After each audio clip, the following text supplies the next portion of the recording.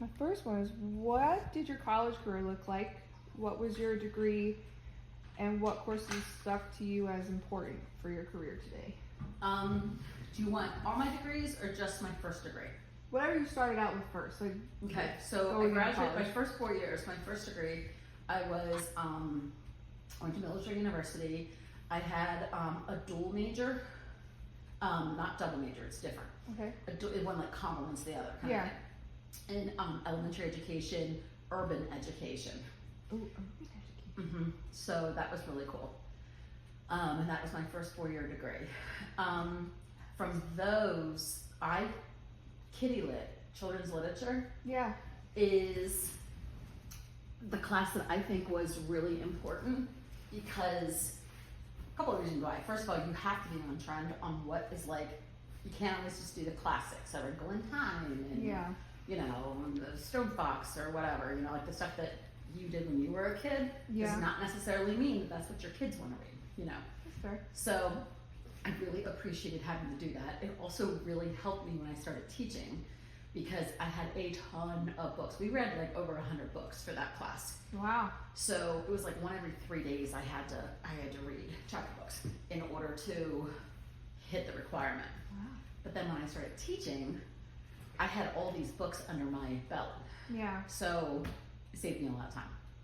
I'm sure. I'm probably making suggestions to kids because I always remember asking like my teachers, because I was stuck on Magic Treehouse books, and my 3rd grade teacher's like, let me.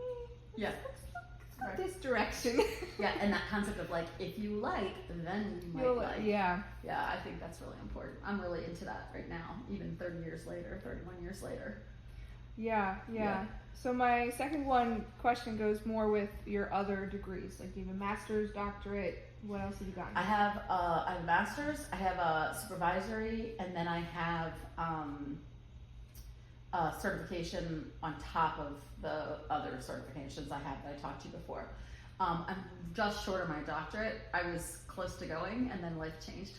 Yeah. And by the time it financially did not make sense. Okay. So by the time I would retire, I couldn't have paid off the classes. You know what I mean? Yeah. So I'm like, okay, why am I going to spend $30,000 to not make an extra $30,000? Yeah. So Makes I'm sense. still kind of bumped on a bit. So.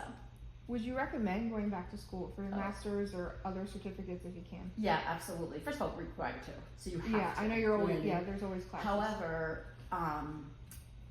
when I talk to young teachers, I always say, go back, but get a certificate or a master's or whichever you decide to do in something that gives you, it opens a new door for you. Yeah. So like, if you're gonna graduate after 4 years with an elementary education certificate, Which, that's what I'll have. do something else. So like, you get your English language learner, which now they call it multi-language learner. Yeah. Get your reading degree. Get your there's technology is now becoming like its own degree that you can get. So just because you want to be an elementary teacher right at this moment, you want to be able to have other choices. Other options as time comes, yeah.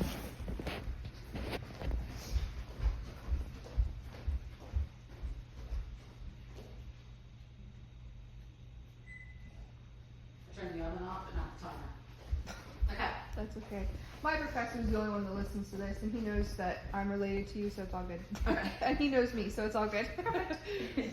The position that you are in now, what is it, and is this what you envisioned yourself doing when you started college? No, I'm an instructional coach. What that means is I teach the teachers. Yeah. So in SDOL, we're one of the only schools or districts that has an instructional coach in every building. Oh, wow. It's a very cool job. I really love it. Like, Manor has 2 in the entire district. Ooh.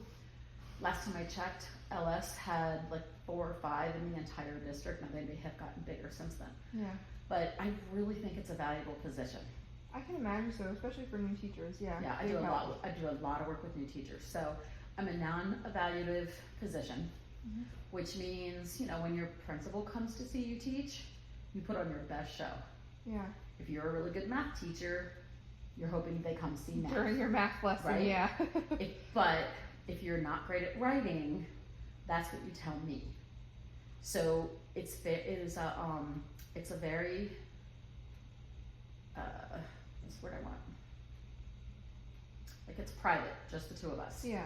So I do not go run and tell. That's nice. My principal does not ask anything Good. of what I'm coaching. Yeah. Even if I share a good thing, I ask permission from the teacher first. Yeah. So it's the place that you can come to get the advice. Teaching is a very isolated position. I can imagine.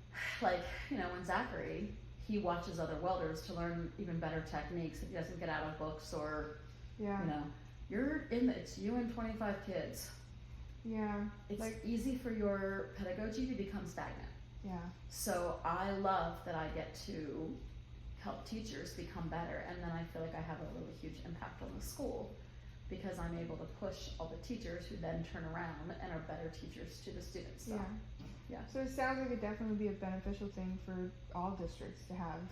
I Big time. 100% think, like, Yeah. I really feel like it should be in every single building.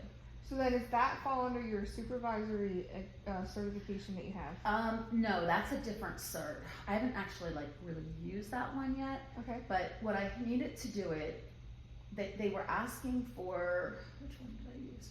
I have a master's in reading, Okay. and I have my reading certificate, or reading Yeah. specialist certification.